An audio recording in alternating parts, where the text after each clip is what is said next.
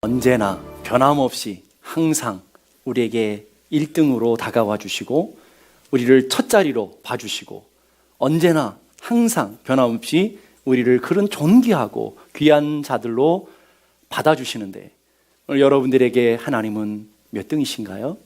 여러분들에게 하나님은 몇 대신가요? 오늘 하나님께서 여러분이 주신 은혜 안에 살아가는 여러분들의 삶에 그 하나님은 어디에 계시는 것입니까? 오늘 아이성 2차 전투에 대승을 한 후 그 후의 상황을 설명해 주는 본문입니다. 승리 후에 30절을 보니까 그때에 라고 시작하고 있습니다. 그때라는 말은 이스라엘 백성들이 아이성에서 승리할 때에, 더 쉽게 말하면 잘 나갈 때, 성공할 때, 부족함이 없을 때 하나님을 찾고 하나님 앞에 나아가고 있더라는 거예요. 우리는 우리 인생의 보통 우리 인생의 삶의 모습을 보게 되면 힘들 때, 고통스러울 때, 도무지 내 힘으로 안 될 때, 내 힘과 내 능력으로 다 해보고 모든 것들이 다 끊어진 그 순간에 우리는 하나님을 찾지만, 오늘 이스라엘 백성들은 잘 나갈 때, 성공할 때, 모든 것이 완벽하게 이루어지는 그때에 다시금 하나님 앞에 나와 하나님의 은혜를 구하고 있더라는 것입니다. 또 그때라는 말은 이스라엘 백성들의 가장 소중한 시간, 전쟁의 승기를 잡고 그 사기를 몰아서 이 전쟁의 연승을 이어가야 될 그때에 그 가장 절정적인 순간을 하나님 앞에 드리고 있더라는 거예요. 그리고 그 드림이 오늘 에발산과 그리심산의 모든 백성들을 모으는 그 행위가 전쟁의 전투력에 있어서는 가장 위험하고 가장 무모한 일이었다라는 것, 오늘 우리들에게 가르쳐 주고 있습니다. 무엇을 말해주는 것입니까? 생사를 건 전투보다도 더 중요한 것이 하나님께 예배하는 것이고 하나님께 나오는 것이라는 것을 하나님이 이 사건을 통해서 우리에게 분명하게 가르쳐주고 있어요. 누가 봐도 아무리 무모해 보이고 아무리 위험한 것 같아도 예배가 가장 우선적인 것이고 예배가 가장 본질적인 것이라는 것을 우리에게 가르쳐주고 계시다는 거예요. 이성을 넘어서 상식에 맞지 않아도 믿음으로 하나님께 나오는 그 행위가 하나님 기뻐하시는 모습이고 하나님 원하시는 삶의 모습이라는 것입니다. 우리의 생사를 건 사업보다도, 그 어떤 우리 인생의 가정보다도, 건강보다도, 내 인생의 가장 소중한 일보다도, 내 인생의 가장 소중한 그 어떤 사건보다도 내 인생의 가장 중요한 일, 그것은 하나님을 예배하는 것이고 내 인생의 가장 긴급한 일, 그것은 하나님 앞에 나와 하나님을 만나는 일이라는 것을 믿을 수 있기를 바랍니다. 왜 그렇습니까? 모든 것이 하나님의 손에 있기 때문에 그래요. 전쟁이 하나님의 손에 있습니다. 여러분의 사업도 하나님의 손에 있습니다. 여러분의 가정도 하나님의 손에 있습니다. 여러분의 자녀들도 하나님의 손에 있습니다. 여러분의 인생도 하나님의 손에 있습니다. 믿습니까? 그 하나님이, 모든 것을 주관하시는 그 하나님이 오늘 어떤 사람을 찾으시나요? 어떤 사람을 쓰시나요? 어떤 사람을 구하시나요? 요한복음 4장 23절 다 같이 읽겠습니다. 시작. 아버지께서는 자기에게 이렇게 예배하는 자를 찾으시느니라. 하나님은 어떤 사람을 찾는다고요? 하나님은 이렇게 돈 많은 사람을 찾느니라. 하나님이 이렇게 건강한 사람을 찾느니라. 하나님이 이렇게 똑똑한 사람을 찾느니라. 하나님은 이렇게 능력 있는 사람을 찾느니라. 이랬으면 우리는 하나님 앞에 나올 수 없겠죠. 하나님은 연약해도, 부족해도, 돈이 없어도, 무능해도, 지혜롭지 못해도 이렇게 예배하는 자를 쓰시고 예배하는 자들을 찾으시는 것을 믿을 수 있기를 바랍니다. 신학자 칼바르트가 예배의 중요성 3가지를 우리에게 어필해 주고 있어요. 첫 번째는 예배는 가장 중요한 것이다. 예배는 인간에게 있어서 가장 중요한 일이다. 두 번째는 예배는 인간에게 가장 긴급한 일이다. 세 번째는 예배는 우리에게 가장 영광스러운 일이다. 이렇게 정리해주고 있어요. 예배를 이렇게 우리에게 정리해주고 있어요. 우리 한번 따라해 볼까요?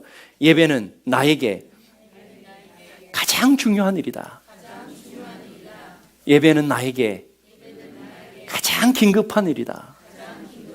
예배는 나에게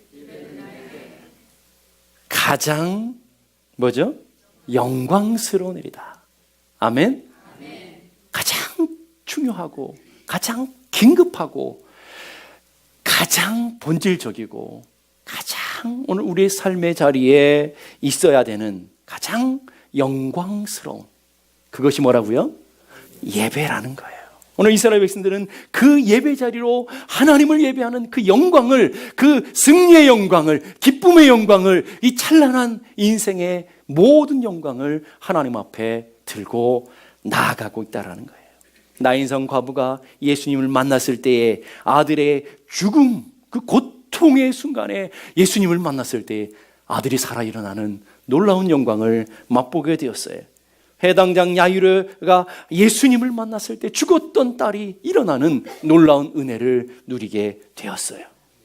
소경 거지 바디메오가 예수님을 만났을 때 보게 되는, 이 땅에서 하나님의 영광을 보게 되는 놀라운 은혜를 누리게 되었어요.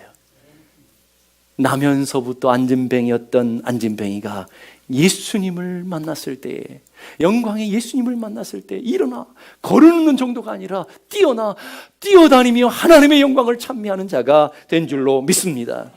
혈우증하는 여인이 예수님을 만나 옷자락 하나 만졌는데 놀라운, 평생에 고통스럽게 했던 인생의 질병이 치유되는 놀라운 역사가 있었다라는 거예요. 남편 다섯을 여인 사마리아, 소망이 없는 그 여인이 예수님을 만났을 때 새로운 인생이 펼쳐지고 예수님의 복음의 증인이 되어지는 놀라운 기록이 성경 안에 기록되어 있는 거예요. 현장에서 가늠하다 잡힌 여인, 죄 가운데서 멸망받을 수밖에 없던 소망이 없는 한 여인이 예수님을 만날 때에 용서함을 받고 새로운 인생의 기회를 얻는 은혜를 누리게 된 줄로 믿습니다. 소망 없는 나에게, 인생의 진흙 같은 인생의 길을 걸어가는 오늘 나에게도 이 예배 가운데 하나님을 만나면, 이 예배 가운데 하나님의 은혜를 누리면 내 삶이 전혀 다른 삶으로 변화될 것을 믿습니까? 내 가정에 죽음과 같은 고통이 임한 이 지금이라 할지라도 예수님을 만난다면, 내 사업에 어둠의 그늘이 내려졌어도, 내 건강에 소망이 없어도, 내 자녀들이 속을 썩이는 그 인생의 어두운 골짜기를 지나가는 지금이라 할지라도 내 인생에도 예수님을 만나면, 예배를 통해 하나님의 임재를 맛보면 우리의 인생은 달라질 수 있다. 우리의 인생은 새로워질 수 있다. 우리의 인생은 영광스러워질 수 있다. 우리의 인생은 놀라운 기적의 현장이 될 수 있다. 그러기에 우리에게 가장 중요한 일, 우리에게 가장 긴급한 일, 그게 뭘까요? 하나님을 만나는 것, 예배 가운데 하나님의 임재를 맛보는 것인 줄로 믿습니다.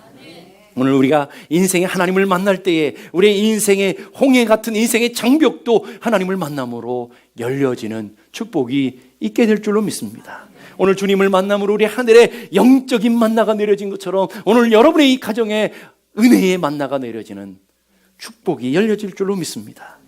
오늘 우리가 주님을 만나면, 이 예배 가운데 하나님의 임재를 맛보면 여러분의 인생이 AD의 인생에서부터 BC의 인생으로, 전혀 다른 인생으로 전환되어질 줄로 믿습니다. 평생 얽혀있던 우리의 인생의 짐들, 평생 우리 인생에 씨름하며 쌓았던 그 인생의 짐들이 풀려지는 놀라운 역사가 이 예배 가운데, 하나님을 만나는 이 임재 가운데 일어나야 될 줄로 믿습니다.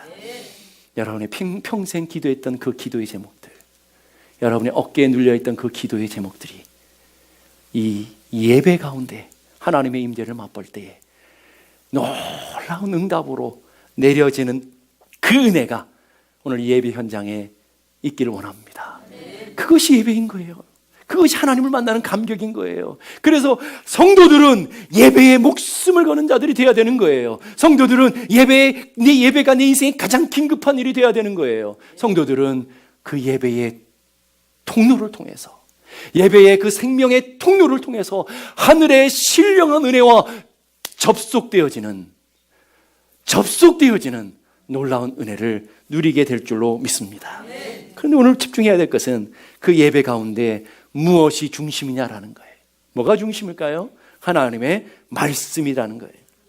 오늘 34절 보니까 여호수아가 율법책에 기록된 모든 것대로 축복과 저주하는 율법의 모든 말씀을 낭독하였으니, 자, 오늘 여호수아의 사명을 얘기해 주고 있어요. 여호수아, 오늘 이스라엘 백성들 앞에 서 있는 여호수아의 사명이 도대체 뭘까? 오늘 주의 종의 사명, 오늘 주의 종의 사명은 하나님의 말씀을 전달하는 것. 이게 여기 있다라는 거예요. 그럼 오늘 말씀을 다시 한번 보십시다. 여호수아가 율법책에 기록된 모든 것, 기록된 어떤 것이 아니라, 기록된 일부가 아니라 모든 것들을 전달해 주며 율법의 모든 말씀을 낭독해 주고 있더라. 근데 그 말씀의 내용이 무엇이라고 그랬어요? 그 말씀, 축복과 저주.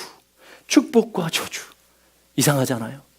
하나님의 종이, 이스라엘 백성들을 사랑하는 하나님의 종이 축복의 말씀만 전달해야 되는데 축복과 저주를 다 전달해 주고 있다는 거예요. 이게 놀라움인 거죠. 오늘 이 에발산과 그리심산의 그 모습이 그 전에 신명기 27장과 28장에 기록되고 있는데, 신명기 27장과 28장의 말씀은 축복과 저주의 말씀으로 이루어졌어요. 그런데 축복의 말씀은 쬐끔, 저주의 말씀은 많이 기록되고 있다는 거예요. 4배 이상 저주의 말씀을, 책망의 말씀을, 징계의 말씀을 기록하고 있다는 것이 더 놀라운 말씀 아니겠어요, 여러분? 오늘 많은 설교자들이, 오늘 많은 사람들이 이 일부 축복의 말씀만 나눠주길 원해요. 하나님의 그 기록된 놀라운 책망의 말씀, 징계의 말씀은 다 빼버리고 귀에 듣기 좋은 말씀, 불편하지 않는 말씀, 그런 말씀만 전해주고 있는데, 오늘 여호수아는 축복과 저주의 모든 말씀을 다 전달해주고 있다. 하나님은 이스라엘 백성들을 아이성이라는 곳에서 승리하게 하시고, 아이성에서부터 약 북쪽으로 30km 정도 떨어져 있는 세겜, 에발산과 그리심산이 있는 그 세겜 땅으로 이스라엘 백성들을 끌고 가셔요. 거긴 2개의 산이 있어요. 첫 번째는 그리심산, 다른 하나는 에발산. 그리심산은 숲과 나무가 있어요. 숲과 나무가 울창하게 있는 산이에요. 그러나 에발산은 아무것도 없는 돌산, 맨둥산이에요. 신명기를 통해서 보면 이 에발산은 저주를 위해서, 그리심산은 축복을 위해서 이미 선택된 산이다라고 기록하고 있어요. 그러니까 황폐한 산과 살림이 우거진 산을 2개를 딱 앞에 비교해 놓고 이스라엘 백성들을 절반은 에발산에, 절반은 그리심산에 딱 세웠어요. 시각 효과를 주는 거죠. 뭘 보라는 거예요? 하나님 앞에 축복의 길을 걸어가는 사람은 이 그리심산과 같은 인생이 될 것이다. 그러나 하나님을 떠난 인생은 이렇게 에발산과 같은 인생이 될 것이다. 이렇게 보여주는 거죠. 시각 효과가 있는 거예요. 오늘 우리의 삶에도 이렇게 축복과 저주의 말씀, 징계의 말씀이 있는 것을 믿을 수 있기를 바랍니다. 오늘 하나님의 전달자의 사명은 뭐예요? 이 2가지를 다 전달해 줘야 되는 거예요. 사람이 귀에 듣기 좋은 소리만 아니라 모든 말씀을. 왜 그럴까요? 요한계시록 22장 18절에 19절 보니까 이렇게 기록되어 있어요. 만일 누구든지 이것 외에 더하면, 하나님의 기록된 말씀에 무엇인가를 더하면 어떤 일이 벌어져요? 이 두루마리에 기록된 재앙들을 그에게 더하실 것이고, 누구에게요? 말씀을 전달하는 자에게 그렇게 더해질 것이고, 그 다음에 이 누구든지 이 두루마리 예언의 말씀에서 제하여 버리면, 빼버리면 어떤 일이 벌어진다고요? 이 두루마리에 기록된 생명나무와 및 거룩한 성에 참여하는 것에서 너를 제해버릴 것이다. 누구를요? 빼버리는, 말씀을 빼버린 사람을 제해버릴 것이다. 목회자가 말씀을 전할 때 보면 어떤 말씀을 전하기가 좋을까요? 축복의 말씀, 아니면 징계의 말씀, 어느 쪽이 쉬울까요? 축복의 말씀, 누구나 다 좋아하니까. 오늘 여러분들 들을 때 얼마나 편합니까? 얼마나 좋습니까? 이 징계의 말씀, 하나님의 책망의 말씀, 권고의 말씀을 전하는 건 굉장히 불편스러워요. 전달하는 저도 불편해요. 전도 불편해요. 그런데 하나님은 둘 다를 전달하라고 그래요. 전달하라고 그래요. 사람의 비유를 마치는 설교를 하지 말라라는 거예요. 사람의 귀에 즐겁게 하기 위해서 유머나 예화를 좀 섞어가지고 얼렁뚱땅 그렇게 하지 말라라는 거예요. 그러면 영혼이 판멸로 간다라는 거예요. 여러분도 마찬가지예요. 그런 소리를 쫓아가게 되면 여러분의 영혼이 망하게 되는 거예요. 의사는 때로는 메스를 들어야 되죠. 고통스러워도 아파하더라도 메스를 들어서 고통스러운 부분들을 잘라내지 않으면 더 큰 상처와 더 큰 아픔이 있는 거 아니겠어요? 때로는 주의 종이 전하는 말씀이 오늘 여러분 삶이 불편하다 할지라도 주의 종은 가감없이 하나님의 말씀을 전해야 될 줄로 믿습니다. 왜 그러냐면 요즘 새벽기도 우리가 에스겔서를 하고 있는데 에스겔서 보면 진짜 무시무시한 말씀이 에스겔서에 기록되어 있어요. 에스겔 3장 11절 말씀, 사로잡힌 내 민족에게 가서, 지금 나라를 잃어버리고 포로되어 있는 민족에게 가서 그들에게 듣든지 아니 듣든지 그들에게 고하여 이르기를 주 여호와의 말씀이 이러하다라고 선포하라는 거예요. 들어도 안 들어도 네 책임 아니다. 너는 전달만 해라. 하나님의 말씀을 증거해라 라고 선포하고 있어요. 그러면서 계속 가니까 에스겔 3장 18절 19절 보니까 가령 내가 악인에게 말하기를 너는 꼭 죽으리라 할 때에 내가 깨우치지 아니하거나 말로 악인에게 일러서 그들의 악한 길에서 떠나 생명을 구원하지 아니하면 그 악인은 그 죄악 중에서 죽으려니와 내가 그의 피를 어디서 찾는다고요? 너에게 찾을게. 얼마나 무시무시해요. 그렇잖아요. 너에게서 찾을 거야. 그 생명의 핏값을 너에게 찾을 거야. 반대로 내 손에 찾을 것이고 내가 악인을 깨우치되 그가 그의 악한 마음과 악한 행위에서 돌이키지 아니하면 그는 그의 죄악 중에서 죽으려니와 그런데 너는 내 생명을 보존하게 될 것이다. 여러분 얼마나 무시무시해요. 이건 오늘 주의 종인들에게만 얘기하는 말씀이 아니죠. 오늘 여러분은 복음을 가진 줄로 믿습니다. 생명을 가진 줄로 믿습니다. 그 말씀을 여러분이 가졌어요. 여러분 주위에는요, 예수 안 믿는 사람이 얼마나 많은지 몰라요. 여러분 복음을 알지 못하는 사람이 얼마나 많은지 몰라요. 여러분이 만나는 사람, 여러분들의 이웃, 여러분의 가정 속에 얼마나 그 복음을 알지 못하는 사람들이 많은지 몰라요. 근데 나는 알고 있어요.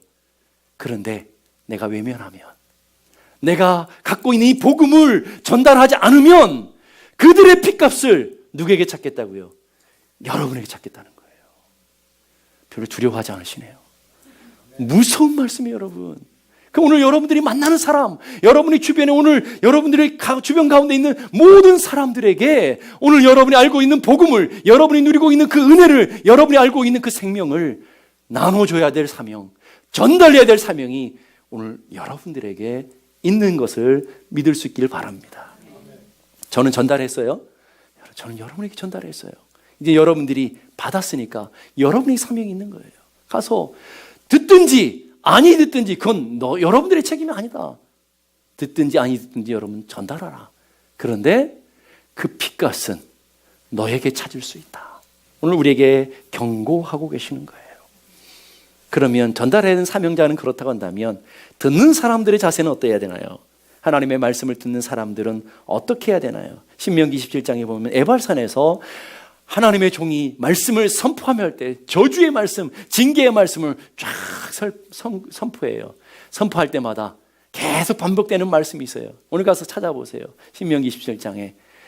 신명기 27장은 아멘이 제일 많이 나와요. 아멘 할지니라. 아멘 할지니라.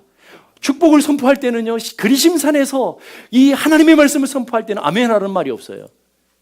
왜? 자동 반사적으로 아멘 하니까. 여러분 좋은 말씀, 여러분 듣기 좋은 말씀 할 때는 여러분도 모르게 아멘, 아멘, 아멘, 아멘, 아멘 그러시잖아요, 여러분. 쌍으로. 그러신데 저주의 말씀을, 내게 불편한 말씀, 내가 받아들이기 어려운 말씀 할 때는 노멘 그러시잖아요. 그리고 아무런 반응하지 않죠. 입을 꽉 다물고 있잖아요. 그러니까 그것을 아시고 하나님 뭐라고 그래요? 아멘 할지니라, 아멘 할지니라, 아멘 할지니라. 너희들이 받아들이기 좋은 말씀만 아멘 하지 말고 힘든 말씀 앞에 아멘 하라는 거예요. 고통스러운 현실 앞에 아멘 하라는 거예요. 내 마음을 불편하게 하는 그 말씀 앞에 아멘 하라는 거예요. 우리는요, 말씀을 선택할 권리가 없는 거예요. 주시는 말씀 앞에 우리는 아멘으로 무조건 받아야 될 줄로 믿습니다. 내가 저울질 하면 안 되는 거예요. 듣기 좋은 말씀이든 내게 불편한 말씀이든 아멘 해야 되는 건 우리의 사명이라는 거예요. 그래서 감탄고토라는 말이 있어요. 내 입에 달면 삼키고 내 입에 쓰면 뱉는. 들어보셨죠? 우리도 우리 영적으로 우리는 그런 삶을 살고 있지 않나요? 내 귀에 달콤하면 듣고 내 귀에 불편하면 뱉고 오늘 우리 삶의 모습이 그런데 여러분 그걸 아십니까? 여러분 한약을 드셔보신 분 아시죠? 한약은 입에 써요. 쓴 것이 곧 약이 되는 거예요. 오늘 여러분의 이 영적인 신앙에도 마찬가지예요.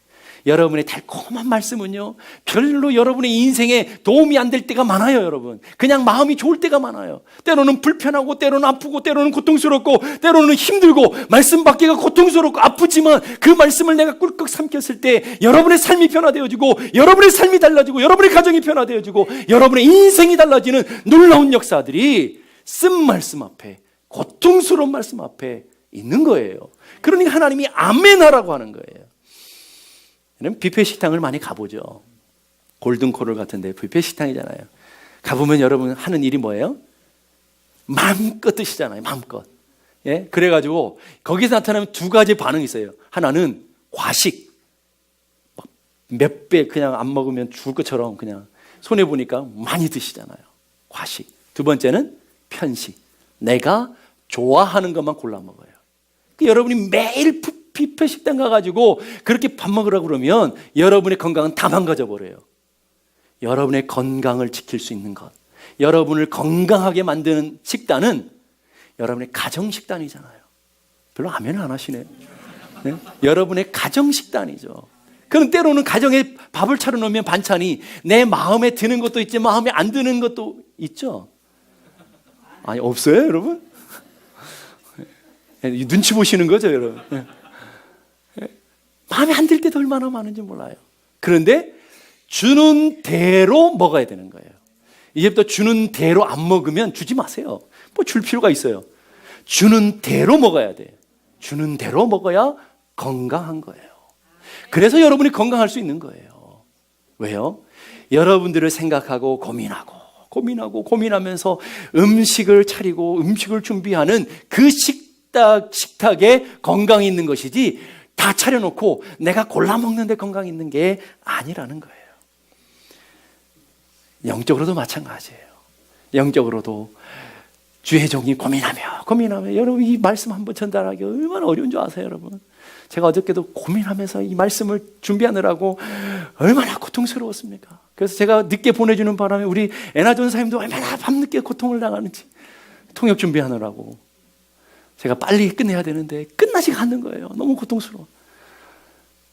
그렇게 애써서 준비하신 말씀을 받아서 아멘할 때 여러분의 삶에 건강해지며 여러분의 가정이 회복되어지며 여러분의 삶에 은혜가 주어지는 줄로 믿습니다. 축복과 저주 앞에 반쪽은 이스라엘 백성 반쪽은 에발산 앞에 절반은 그리심산 앞에 세워놓고 한 절 한 절을 다 전달하는 거예요. 축복의 말씀도 전달하고 징계의 말씀도 전달하고 다 전달해주며 아멘 아멘. 이스라엘 백성들은 말씀 앞에 떨어지게 무섭게 아멘 아멘 받아들이는 거예요. 이게 바로 하나님의 은혜라는 것을 믿을 수 있기를 바랍니다. 왜 그래요? 하나님의 말씀이 전달되는 그 순간 이 시간 성령님이 놀랍게 역사하셔서 여러분의 마음을 고치실 것을 고치고 만지실 것을 만지고 붙들어 주실 것을 붙들어 주시고 위로할 것을 위로하시고 여러분을 능력 있게 하실 것을 능력 있게 하는 놀라운 시간이 이 말씀의 시간인 것을 믿을 수 있기를 바라요. 그러니까 하나님의 말씀을 받을 때에 주시는 말씀 앞에 아멘으로 받아야 되는 거예요. 데살로니가전서 2장 13절 다 같이 한번 읽어보십시다. 하나님의 말씀을 받을 때에 사람의 말로 받지 아니하고 하나님의 말씀으로 받음이니 진실로 그러하도다. 이 말씀이 또한 너희 믿는 자 가운데서 역사하느니라. 자, 하나님의 말씀을 받을 때 어떻게 받으라고요? 오늘 나를 공격하네 이렇게 받지 말라라는 거예요. 나를 찌르네 이렇게 받지 말라라는 거예요. 하나님의 말씀을 받을 때에 사람의 말로 받지 말고 뭘로 받으라고요? 하나님의 말씀으로 받으라는 거예요. 오늘 하나님이 나를 다스리는구나. 하나님이 나를 징계하시는구나. 하나님이 나를 깨닫게 하시는구나. 하나님이 나를 위로하시는구나. 받을 때에 그 하나님의 말씀으로 받으면 어떤 일이 벌어집니까? 이 말씀이 너희 믿는 자들 가운데 뭐 한다고요? 역사하느니라. 말씀이 오늘 여러분의 심령 가운데 역사하는 거예요. 말씀이 오늘 여러분의 마음을 새롭게 하고 오늘 여러분의 인생을 변화시키는 능력으로 나타나게 될 줄로 믿습니다. 그러기에 우리는 말씀 앞에서 이런 자세를 하는 거예요. 주여, 말씀하옵소서. 주의 종이 듣겠나이다. 한번 따라해 볼까요? 주여, 말씀하옵소서. 주의 종이 듣겠나이다. 책망도요? 징계도요? 주여, 말씀하옵소서. 주님이 어려우니 알아서 나에게 주시겠어요. 주여, 말씀하옵소서. 주의 종이 듣겠나이다. 그래서 여러분, 말씀을 들으면서 어떤 기도를 해야 됩니까? 주여, 제가 말씀의 판단자가 아니라 청취자가 되게 해주옵소서. 말씀을 판단하는 자가 아니라 말씀을 듣는 자가 되게 해주옵소서. 하나님의 말씀으로 듣고 하나님의 말씀으로 듣고 겸손히 서게 해주옵소서. 언제나 아멘으로 받고 믿음으로 살게 해주옵소서. 이렇게 이게 우리가 기도의 제목이 돼야 되는 거예요. 말씀을 저울질하고 말씀을 판단해서 자르고 말씀을 우리의 삶에 가감하는 것이 아니라 주시는 말씀 앞에서 받아들이는 모습이 돼야 되는 거예요. 열왕기상 22장에 보면 북이스라엘 아합 왕과 남유다 여호사밧 왕이 연합되어서 길르앗 라못을 공격하는 전쟁을 준비하고 있었어요. 근데 전쟁을 준비하기 전에 이 여호사밧 왕, 신실한 왕이잖아요. 여호사밧 왕이 이 아합 왕은 가장 악한 왕과 어떻게 연합을 했는지, 그게 오늘 우리에게 보여주는 거 아니겠어요? 여러분, 선한 믿음의 사람들이 악한 사람들과 연합하면 누가 깨져요? 믿음의 사람들이 손해가 크는 거예요. 그런데 여호사밧 왕이 전쟁 앞에 서서 하나님의 뜻이 어디 있는지 우리 한번 살펴보자. 그래서 좀 선지자들을 좀, 이 이스라엘 땅에 있는 선지자들을 좀 모아라. 그때 몇 명이 모았어요? 400명이 모였어요. 똑같은 예언을 하죠. 무슨 예언이에요? 전쟁에 승리합니다. 하나님이 함께 하십니다. 거짓 예언들을 하는 거예요. 이 시드기야라는 사람은요, 자기의 철로 뿔들을 만들어 가지고 이 아합 왕에게 주면서 우리가 이것 가지고 하면 이길 겁니다. 반드시 승리할 것입니다. 거짓 예언하는 거예요. 그때에 오직 한 사람, 미가 미가야 선지자가 아합 왕 앞에 얘기하는 거죠. 이 전쟁은 반드시 패합니다. 하나님께서 아합 왕을 죽이실 것입니다. 그러니 전쟁을 멈추십시오. 아합 왕이 어떤 얘기를 들었을까요? 자기 듣기에 좋은 달콤한 얘기, 그 얘기를 듣고는 어떻게 됐을까요? 전쟁은 완전히 실패하고, 전쟁은 완전히 패하고, 그리고 아합 왕은 죽었더래요. 이게 성경의 이야기예요. 근데 반대 이야기가 있어요. 사무엘하 12장. 하나님께서 어느 날 나단 선지자를 불렀어요. 그리고 밧세바를 범하고 완전 범죄, 우리아까지 죽여서 이제 완전 범죄다라고 숨어 있는 다윗에게 보냈어요. 가서 나단 선지자가 잘못 얘기했다가는 이게 어떻게 되겠어요? 죽을 수도 있는, 이 하늘에 별까지 떨어뜨리는 권력을 갖고 있는 다윗 아니겠습니까? 근데 그 다윗에게 가서 당신이 바로 그 죄인입니다 선포하고 하나님이 징계하실 것입니다 선포했어요. 그랬더니 다윗의 반응이 어땠나요? 변명하지 않아요. 핑계대지 않아요. 그리고 나단 선지자를 어떻게 하지 않아요. 그 말씀 앞에, 하나님의 징계와 책망의 말씀 앞에 무릎을 꿇고 통회하고 자복했어요. 하나님 앞에 하나님의 은혜를 구했어요. 어떻게 됐나요? 행복하게 오래 살았더래요. 이게 바로 하나님 주시는 말씀 아니겠어요? 마가복음 16장 15절 16절은 이렇게 말해요. 이르시되 너희는 온 천하에 다니며 만민에게 복음을 증거하라. 그러면서 그 다음에 중요한 말이 나와요. 하나님의 말씀을 믿고 받아들여서 세례를 받는 사람은 구원과 생명을 얻게 될 것이다. 그러나 믿지 않는 자들은 정죄를 받게 될 것이다. 오늘 하나님의 말씀 앞에서 여러분이 믿음으로 받아들일 때 여러분 안에 생명이 있는 줄로 믿습니다. 하나님의 말씀을 은혜로 받을 때 여러분 안에 구원의 역사가 일어나는 줄로 믿습니다. 그런데 오늘 보니까 말씀을 누구에게 들려주고 있어요? 33절로 가보십시다. 33절, 온 이스라엘과 그 장로들과 관리들과 재판장들과 본토인들과 그리고 이방인들까지, 권력 있는 사람도 들어야 돼요. 힘 있는 사람도 들어야 돼요. 약한 사람도 들어야 돼요. 누구나 다 하나님 말씀을 듣고 아멘 해야 된다라는 거예요. 그래서 35절 가니까 더 구체적으로 얘기해요. 이스라엘 온 회중과 여자들과 아이와 그들 중에 동행하는 거류민들까지도, 불쌍한 사람들까지도 하나님의 말씀에 소망이 있는 거예요. 여자들에게도 아이들에게도 말씀을 듣게 하라는 거예요. 그래서 오늘 우리는 아이들도 예배를 드리는 거예요. 아이들도 들어야 그 말씀 속에서 소망이 있어지는 거예요. 근데 오늘 중요한 것은 하나님의 말씀을 듣는 데 끝나지 않더라는 거예요. 32절로 가보니까 여호수아가 거기서 모세가 기록한 율법을 이스라엘 자손의 목전에서 그 돌에 기록하매. 어디다 기록했다고요? 하나님 앞에 예배했던 그 제단 위에, 그 돌단에 하나님의 말씀을 기록했다. 왜 기록했을까요? 여러분을 보시면 아시잖아요. 왜 기록했을까요? 기가 막히게 하시네요. 잘 잊어버리기 때문에, 망각 때문에 금방 잊어버리니까 돌판에 새겨서 영원히 기억해야 복을 받는다. 오늘 얘기하는 거죠. 나이는 푼크라는 사람이 인간은 망각의 동물이다 그랬어요. 망각의 동물. 그래서 중국 속담에 보면 희미한 잉크로 쓴 메모는 좋은 기억력보다 낫다. 여러분이 아무리 똑똑한 천재, 기억을 잘한다 그래도 희미한, 잘 나오지 않는 볼펜으로 쓴 메모보다 못하다라는 거예요, 여러분. 그러니까 기록하라는 거예요. 우리는 어디에다 기록해야 될까요? 고린도후서 보니까 우리의 마음의 신비에 새기고 그랬어요. 마음의 신비. 쇠마의 말씀, 이스라엘 백성들은 그 쇠마의 말씀을 늘 붙들고 살아가죠. 신명기 6장의 말씀. 신명기 6장 6절 7절 우리 함께 다 같이 읽겠습니다. 시작. 오늘 내가 내게 명하는 이 말씀을 너는 마음에 새기고 내 자녀들에게 부지런히 가르치며 집에 앉았을 때든지 길에 갈 때든지 누워있을 때든지 일어날 때든지 이 말씀을 강론할 것이며. 하나님 말씀을 어디에 새기라고요? 마음에 새기고. 여러분이 머리가 안 좋아도 괜찮아요. 마음에 새기면 되는 거예요. 마음에 새기며. 오늘 하나님께서 이 말씀을 이스라엘 백성들 에발산과 그리심산 앞에 탁 세워놓고, 절반은 에발산 앞에, 절반은 그리심산 앞에 탁 세워놓고 하나님의 말씀을 선포하는 이유가 뭘까요? 하나는 저주의 말씀을, 하나는 축복의 말씀을 선포하는 이유가 뭘까요? 축복과 저주가 내 앞에 있다.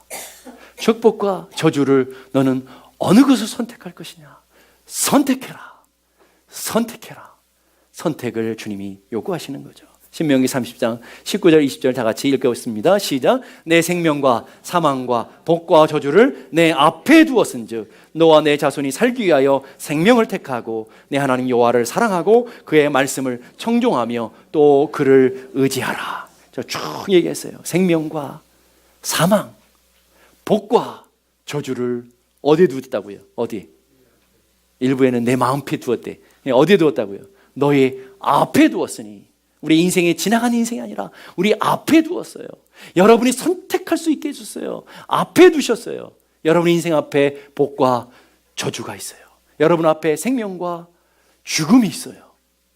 그러면서 하나님은 여러분들에게 선택해라 라고 얘기하시는 거예요. 근데 그 선택은 누구를 위해서 하는 거예요? 누구를 위해서? 말씀을 잘 보세요. 누구를 위해서요?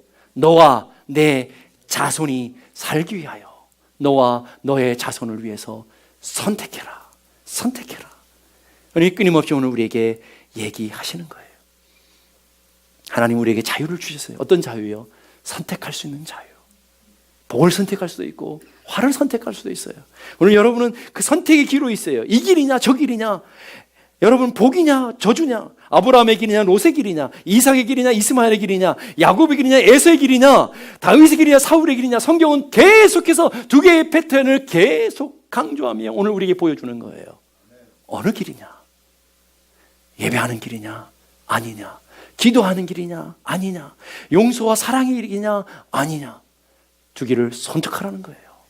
두 개를 선택하라는 거예요. 불순종의 모습을 통해 에발산과 같은 인생이 될 수 있고, 순종의 모습을 통해 그리심산과 같은 인생이 될 수 있다. 자, 봐라. 앞에 에발산의 민둥산을 보여주면서, 그리심산의 그 나무와 화려한 산을 보여주면서 어떤 길을 선택할 것이냐 보여주고 택하라는 거예요.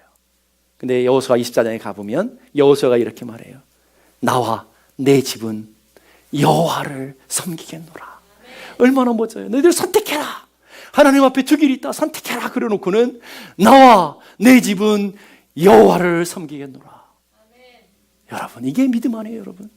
오늘 너희들 다 선택할 수 있어. 그러나 나와 내 인생, 내 자녀, 내 우리 가정은 여호와를 섬기는 길을 걷겠다. 이게 오늘 우리의 믿음의 고백이 되어지고 결단이 되어야 될 줄로 믿습니다. 설교의 황제로 불리는 스펄전 목사님이 이런 얘기를 해요. 신앙이란 중간지대가 없다. 신앙은 뭐가 없다고요? 중간지대가 없어요. 더 쉽게 말하면 회색지대가 없다라는 거예요. 희든지 검든지 더우든지 차갑든지 둘 중에 하나이지 애매한 노선은 없다라는 거예요.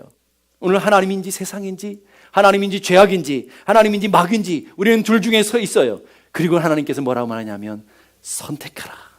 선택해라. 그 선택 앞에 여러분은 위대한 여호수아의 선택처럼 나와 내 집은 여호와를 섬기겠노라. 나의 평생은 하나님의 주신 길을 쫓아가겠노라. 나는 가리라. 주의 길을 가리라. 주의 발자취 따라, 주의 말씀 따라 나는 가리라. 결단하는 위대한 선택이 여러분 가운데 있기를 주님의 이름으로 축복합니다. 그 결단과 그 소망을 붙들고 다 같이 일어나셔서 나는 가리라. 우리 함께 찬양하십시다.